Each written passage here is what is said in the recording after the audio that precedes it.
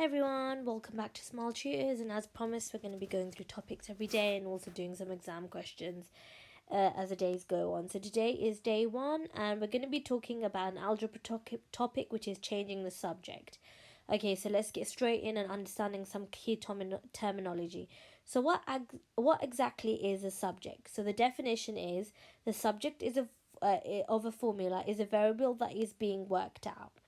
So to understand this more, we're just going to go through some things a bit more in detail. So the subject is essentially, let's highlight this. In this example, make R the subject. So we want to get R on its own. And again, these are some different ways that it can come up in exams.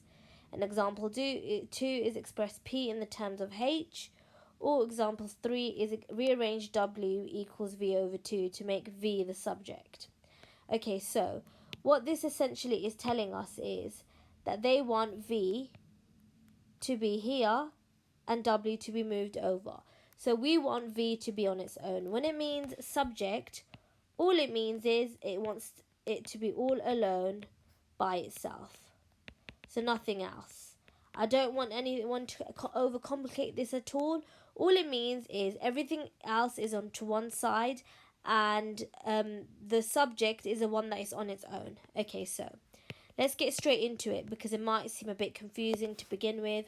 So make S the subject of W equals S plus 2. Okay, sometimes with algebra it can seem a lot when you look at it with a lot of the numbers and the letters. But again, just think of it as simply what they're being given and what you're being given in the exam. Sometimes you might be given things that are fully all letters, or sometimes you'll get a mix of numbers and letters. And here in this instance, it's numbers and letters, right? Okay, so it says, make S the subject of this whole equation, right? So this is telling us, what is it telling us? I'm going to give you a few seconds to think about it. So what do we just cover just before? We want S to be on its own. So this needs to be all alone by itself. So how would we do this, right? So let's write it out again. W equals S plus 2. How are we going to get S on its own? We need to get rid of this 2, right? So how do we get rid of this 2? So the opposite operation of plus is what? Minus, right? So what we need to do on this side is minus 2. And again, if we're doing something on one side, so if we're doing it on this side, what do we need to do to the other side? We need to do the exact same, right? So that means we need to do minus 2 here as well. So what does that leave us with? That leaves us with W minus 2 equals S. And is that giving us the answer? Yes, correct. Because let's look at it here. Is S on its own? Yeah, S is all on its own and it's alone. So this would be a 1-mark question. Okay, so now moving on. It says here, make A the subject of the formula. Okay, so again, A is here and then the subject. So what do we understand in this? So A is actually already on its own in this instant, isn't it? So if we look at here, why is A already the subject? Okay, so let's think of it like this. When the question asks you make A the subject, it means A needs to be what? Alone. Is A alone here? Yep. A is already alone here. Do we need to do anything further? No. So A equals S over W. You don't need to do anything else because this already is the subject.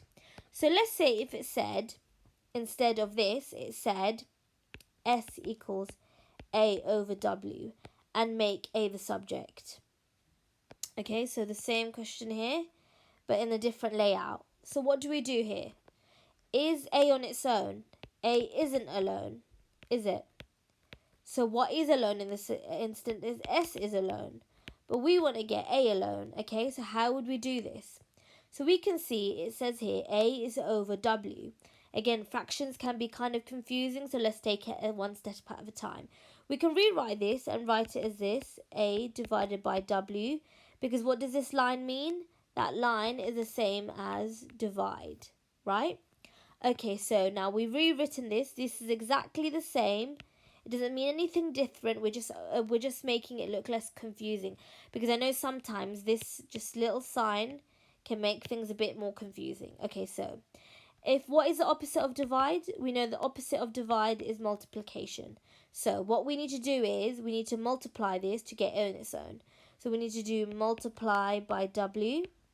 And if we're doing it to one side, we need to do it to the opposite side. So this is multiplied by w. So this is the same.